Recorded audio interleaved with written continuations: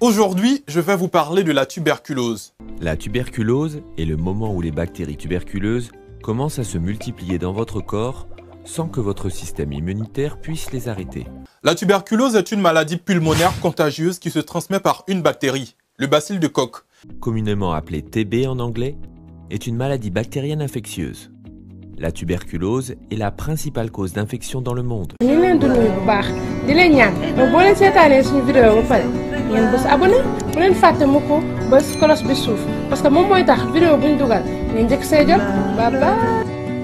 Bonjour, comment ça va et comment va la santé? La tuberculose est la principale cause d'infection dans le monde. Cependant, elle est tout à fait traitable, guérissable et évitable. La tuberculose est causée par une bactérie, le Mycobacterium tuberculosis, qui peut généralement être éradiqué après plusieurs cycles d'antibiotiques. Mycobacterium tuberculosis s'attaque habituellement aux poumons, mais il peut aussi se propager à d'autres parties du corps, comme les os, les reins et le cerveau.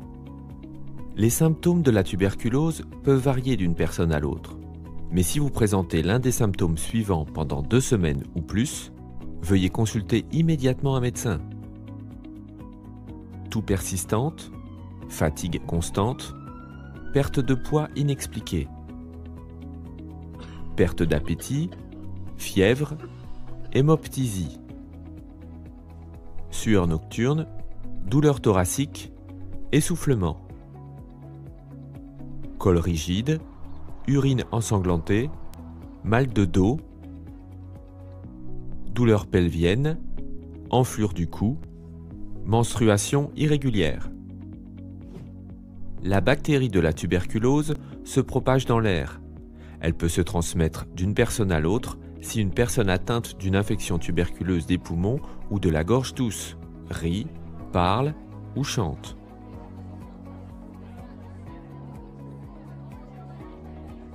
Généralement, une personne doit être proche d'une personne atteinte de la tuberculose pendant une longue période de temps avant de pouvoir être infectée.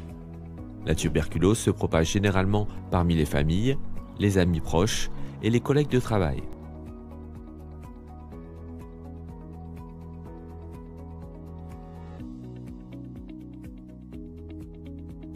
La tuberculose ne se transmet pas en serrant la main, en partageant des aliments ou des boissons, en partageant des brosses à dents, en touchant des sièges de toilette, en partageant des lits, en s'embrassant ou en ayant des rapports sexuels.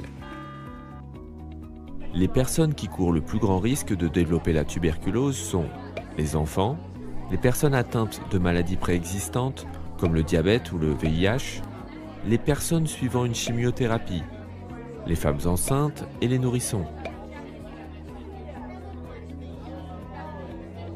C'est une maladie pulmonaire contagieuse qui se transmet par une bactérie, le bacille de Koch. Elle est aujourd'hui encore particulièrement meurtrière. Près de 2 millions de décès dans le monde en 2016, d'après l'Organisation mondiale de la santé. La tuberculose est caractérisée par une toux de plus de 3 semaines avec rejet de salive et de sang et accompagnée par une fièvre, une grosse fatigue, une perte d'appétit et de poids ou encore des sueurs nocturnes. La personne malade risque de mourir par insuffisance respiratoire. La tuberculose osseuse est une autre forme relativement courante de la maladie. C'est lorsque le bacille de Koch se multiplie dans un os et le détruit. Il faut alors amputer le membre touché quand cela est possible. Comme les autres infections osseuses, elle est très invalidante et extrêmement douloureuse. Il existe d'autres formes disséminées très graves telles que la méningite tuberculeuse. La tuberculose classique se transmet par la salive lorsque le malade tousse ou éternue par exemple. Les personnes les plus exposées sont les enfants et les personnes âgées ou fragilisées par une autre maladie ou de mauvaises habitudes comme les fumeurs ou les alcooliques. Il existe un vaccin contre la tuberculose, le BCG. Cette vaccination ne protège pas contre toutes les infections, mais contre les formes disséminées, c'est-à-dire les plus graves. En cas d'infection, il existe des antibiotiques, mais le traitement est très long, 6 à 8 mois au minimum. Si le traitement est arrêté trop tôt ou si les doses sont trop faibles, la maladie recommencera et le microbe sera peut-être devenu résistant. Il est donc très important de suivre son traitement jusqu'au bout. Et la prévention passe par des mesures d'hygiène adéquates, Parce que côtoyer une personne malade risque de vous contaminer. Pour traiter la tuberculose. Parmi les médicaments approuvés, les médicaments anti-B de première ligne sont NIH, RIF, EMB et PZA. Pendant la phase intensive de votre traitement, vous prendrez probablement NIH, RIF, PZA et EMB tous les jours pendant 2 mois. Pendant la phase de continuation de votre traitement, vous devrez probablement prendre INH et RIF tous les jours, pendant 4 à 7 mois. Comme la tuberculose sévit souvent dans les familles, il est tentant de partager vos médicaments avec les membres de votre famille malade. Cependant, il est très important que chaque personne atteinte de tuberculose finisse de prendre ses médicaments et les prenne exactement comme ils ont été prescrits. S'ils arrêtent de prendre leurs médicaments trop tôt, ils peuvent redevenir malades. S'ils ne les prennent pas correctement, les bactéries tuberculeuses encore en vie peuvent devenir résistantes à ces médicaments. La tuberculose pharmacorésistante est plus difficile et plus onéreuse à traiter. Il est essentiel de terminer tout votre traitement médicamenteux et de prendre les médicaments en suivant exactement les indications de votre médecin. Les effets secondaires graves des médicaments antituberculeux sont rares, mais peuvent être dangereux lorsqu'ils se produisent. Par exemple, tous les médicaments antituberculeux peuvent être très toxiques pour votre foie. Appelez immédiatement votre médecin si vous ressentez l'un des symptômes suivants: nausées ou vomissements, perte d'appétit, une couleur jaune sur votre peau ou vos yeux, urine foncée ou fièvre de plus de 3 jours sans cause évidente. Vous trouverez peut-être utile que votre médicament vous soit administré par une infirmière ou un autre professionnel de santé, afin de ne pas avoir à vous rappeler de le prendre. C'est ce qu'on appelle la thérapie d'observation directe. Même si vous êtes toujours contagieux, il est important que vous vous reposiez le plus possible et que vous portiez un masque lorsque vous avez des visites ou au rendez-vous avec votre médecin. Si vous sentez que votre santé physique a une incidence sur votre santé mentale, vous devriez demander l'aide d'un professionnel. Les professionnels tels que les thérapeutes ou les psychologues du comportement peuvent vous aider à développer des stratégies d'adaptation positives. Une fois que vous n'êtes plus contagieux, il est vivement recommandé de reprendre vos activités quotidiennes normales et de rester près de votre famille et de vos amis. Je suis dans le domaine médical et donc parfois exposé à des patients tuberculeux, et qu'en plus je suis dans un pays à endémie tuberculeuse, c'est-à-dire qu'il y a tout le temps des tuberculeux dedans. Mais pourquoi est-ce que je ne présente pas de signes de tuberculose, comme la toux chronique? Ce qu'il se peut que j'ai, c'est une tuberculose latente, une tuberculose qui attend d'être activée, et donc ne fait pas de signes en attendant. Par contre, chez une personne ayant une tuberculose active, qui a fini d'attendre, elle tousse en éjectant des milliers de gouttelettes infectantes à chaque toux. Et bon nombre de ces gouttelettes peuvent être inhalées par une personne à côté lors d'une inspiration. Or, seulement 10 bactéries de tuberculose sont nécessaires pour entraîner l'infection chez cette deuxième personne.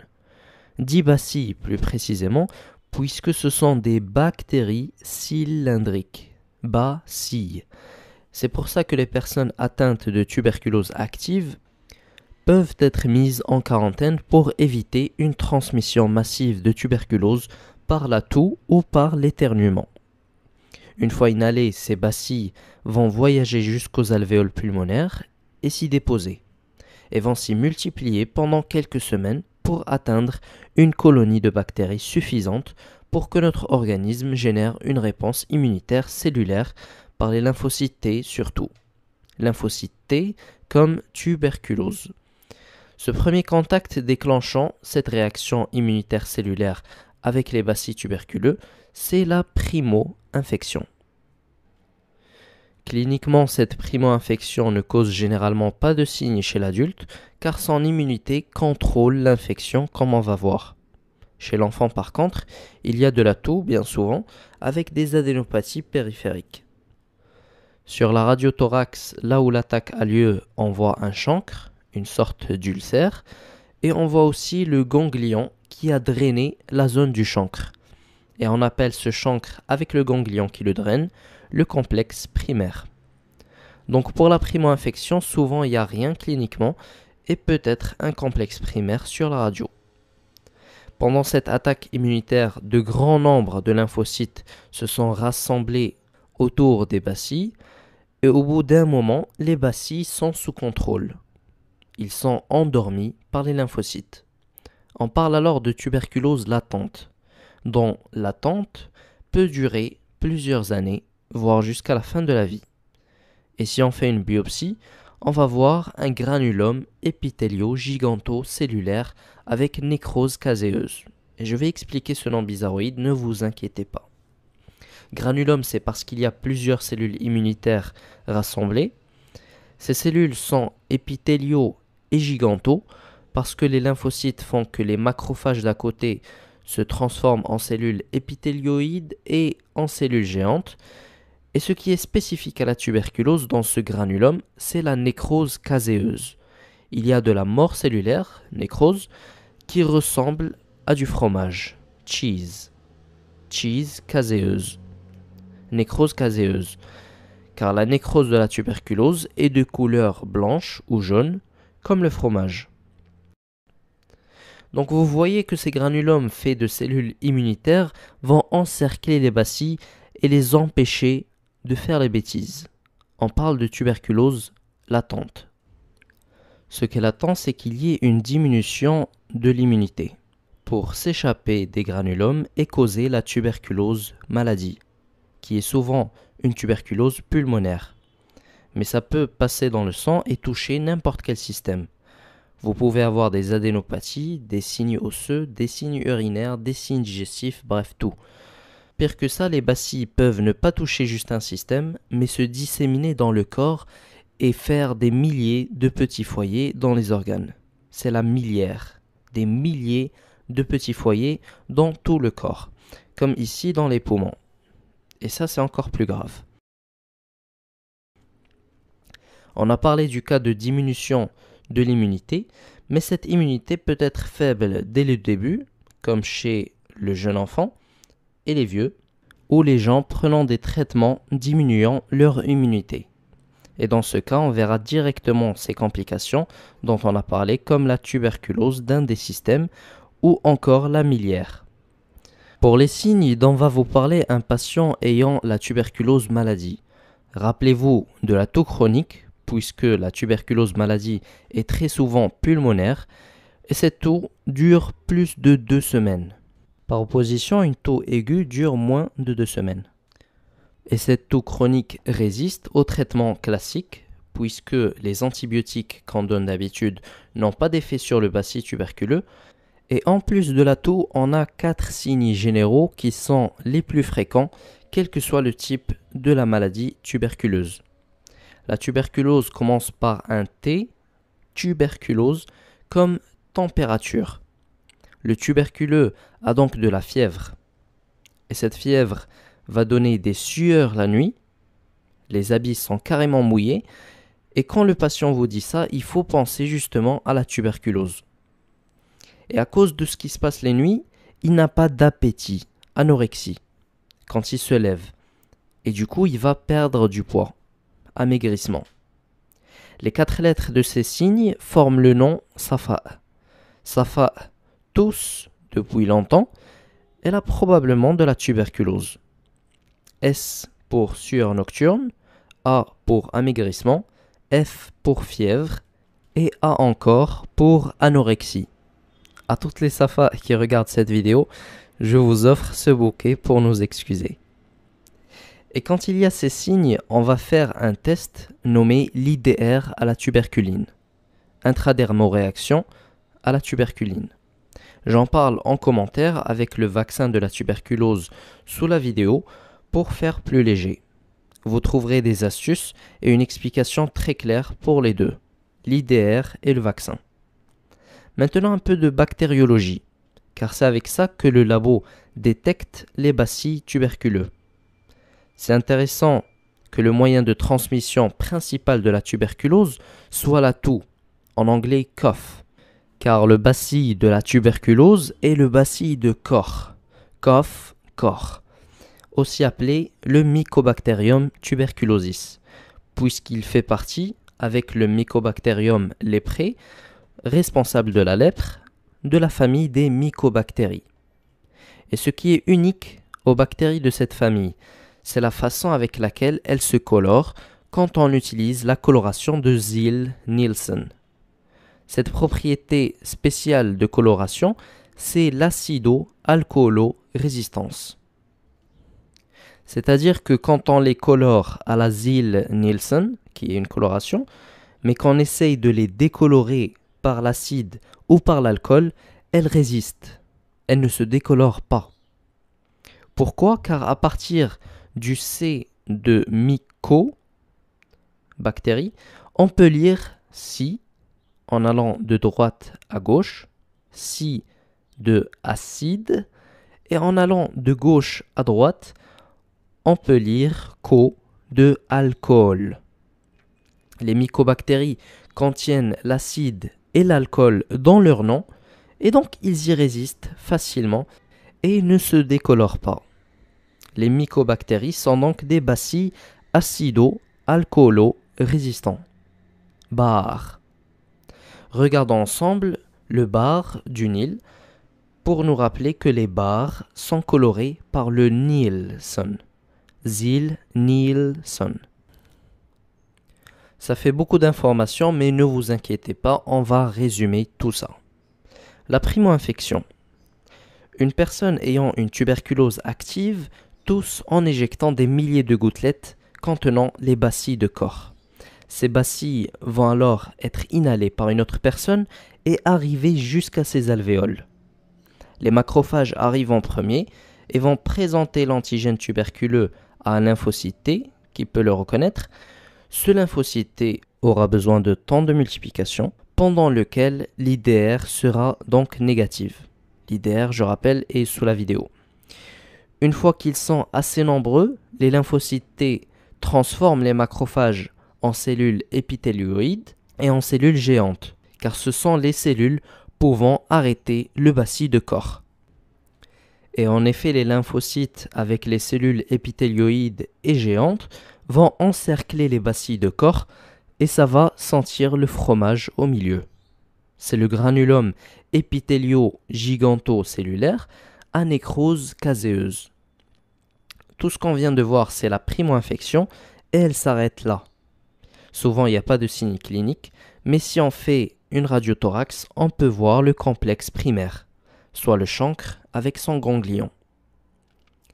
La tuberculose latente. Tant que les BK ou bacilles de Koch sont contenus dans les granulomes, il n'y a pas de symptômes. La seule chose que font les bacilles de Koch, c'est l'attente dans la tuberculose latente. Ils attendent qu'il y ait une diminution de l'immunité pour sortir des granulomes et faire des ravages. La tuberculose maladie. Si l'immunité diminue, les BK échapperont les granulomes, passeront dans le sang et vont aller vers un ou plusieurs organes ou même dans tout le corps. Il s'agit de la miliaire. En revanche, si les BK n'ont pas pu être contenus dans le granulome car l'immunité est faible d'avance, il n'y a pas de tuberculose latente et il y a une dissémination vers les organes dès la primo-infection, car ces BK passent directement dans le sang et font la fête. La primo-infection devient directement la tuberculose maladie dont les signes sont SAFA qui tousse depuis longtemps, sueur nocturne, amaigrissement, fièvre, anorexie et tout chronique bien sûr. À part ça, les bacilles de Koch sont des mycobactéries qui sont des bacilles acido-alcoolo-résistants. Bar. Et on peut voir cette propriété en leur faisant une coloration de Ziehl-Neelsen. Rappelez-vous du bar du Nil. À présent, un hyper résumé pour vous récompenser d'avoir pu survivre jusqu'ici. Donc soit il y a une bonne immunité quand la primo-infection a lieu, et dans ce cas, il y a après la tuberculose latente. Mais si l'immunité diminue, on aura la tuberculose maladie avec les différents signes selon les organes atteints et très souvent on a SAFA qui tousse longtemps. soit l'immunité est d'avance diminuée quand la primo-infection a lieu et donc devient elle-même la tuberculose maladie. Et donc là aussi, on aura Safa qui tousse longtemps. N'hésitez pas à voir les commentaires pour des astuces et explications claires sur l'intradermoréaction à la tuberculine et le vaccin de tuberculose. C'était un plaisir de vous avoir avec moi et je vous dis à bientôt sur Docteur Astuce. ñu ngi leen di nuyu bu baax di leen ñaan donc boo leen seetaanee suñu vidéo ba pare ngeen bës abonné bu leen fàtte mu ko bës cloche bi suuf parce que moom mooy tax vidéo bu ñu dugal ngeen njëkk see jot bye bye. Bonjour, comment ça va et comment va la santé?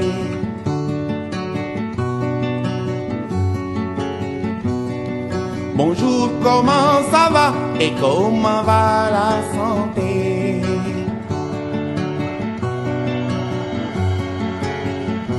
Iwai werdi yaram nelen werle. Iwai werdi yaram kiwai werle.